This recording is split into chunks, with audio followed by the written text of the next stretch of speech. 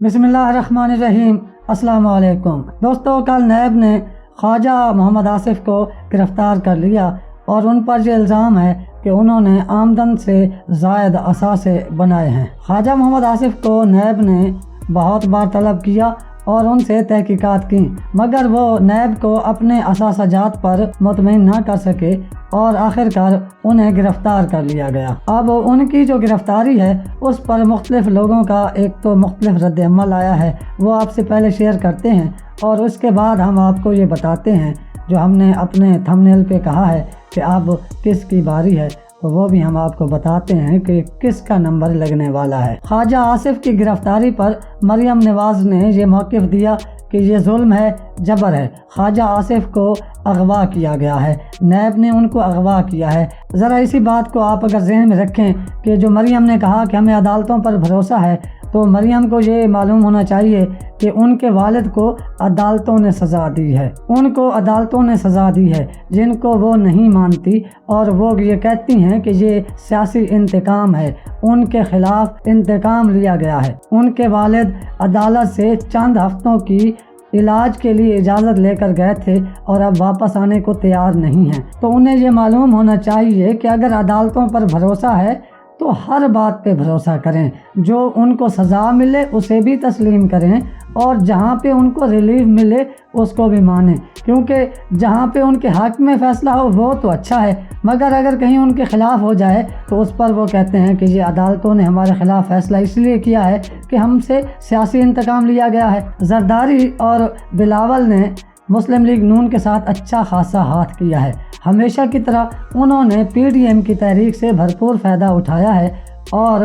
गड़ी खुदा बख्श में मरियम नवाज़ को बुलाकर GA भुट्टो पीपल्स पार्टी जिंदाबाद के नारे लगवाए, अपने मज़ारों पर माथे टिकवाए, मगर आखिर में लॉन्ग मार्च के लिए फ़ैसला ये किया कि जब तक मियाँ नवाज़ शरीफ नहीं आते और वो लॉन्ग मार्च की क़ियादत नहीं करते, उस वक्त तक वो ना तो इस्तीफ़े देंगे और ना ही लॉन्ग मार्च में जाएंगे, और वो सेनेट के इलेक्शन में और ज़िमनी इलेक्शन में भरपूर हिस्सा भी लेंगे। बल्कि पीपल्स पार्टी ने तो यहाँ तक कह दिया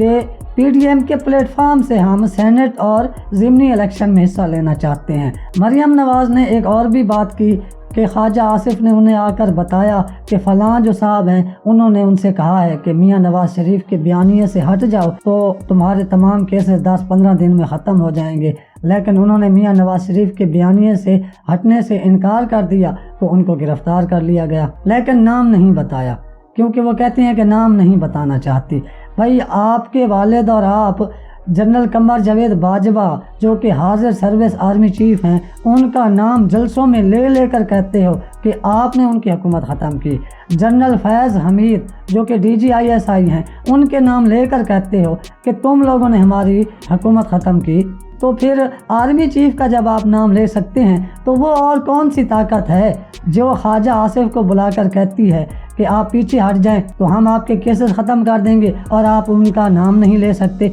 अब रही मौलाना फजल रहमान की बात,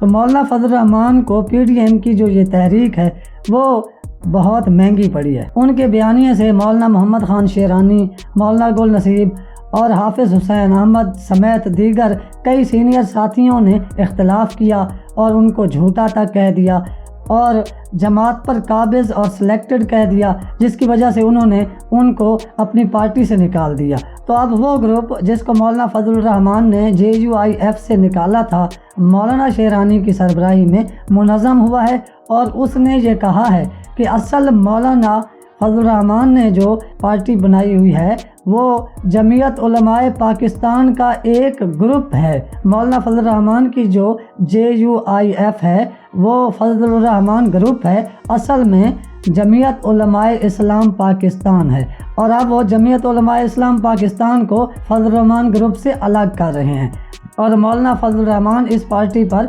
काबिज़ हैं। अगर वो ये समझते हैं कि पार्टी में उनकी कोई अहमियत है और उनकी बात मानी जाती है तो वो पार्टी में इलेक्शन करवाएं और उनके मुकाबले में जो भी इलेक्शन लड़ेगा उसको हरा दें, ताकि पता चल सके कि पार्टी उनकी बात मानती है। इन हालात में तो कम अज़ कम मौलाना पार्टी में इलेक्शन जीतने की हैसियत में नहीं है, اس لیے مولانا کا سب سے بڑا نقصان یہ ہے کہ ان کی پارٹی ٹوٹ پھوٹ کا شکار ہو گئی ہے، بلکہ ان کے ہاتھ سے نکل گئی ہے۔ اب مفتی کفایت اللہ جو بہت جوشیلے بیانات دے رہے تھے،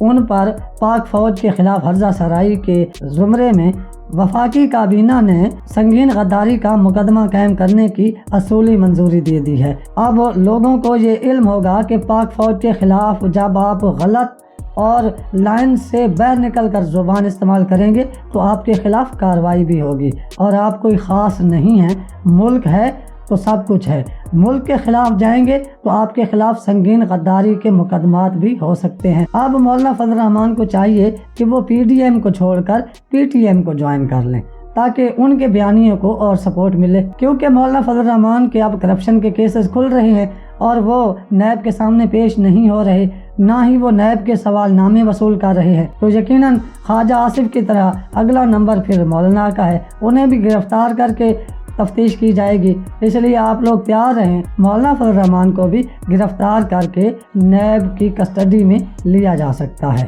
اب تک کے لیے اتنا ہی۔ آپ اپنے گھر والوں دوستوں کا خیال رکھیں، ہمارے اس چینل کا بھی۔ اللہ حافظ۔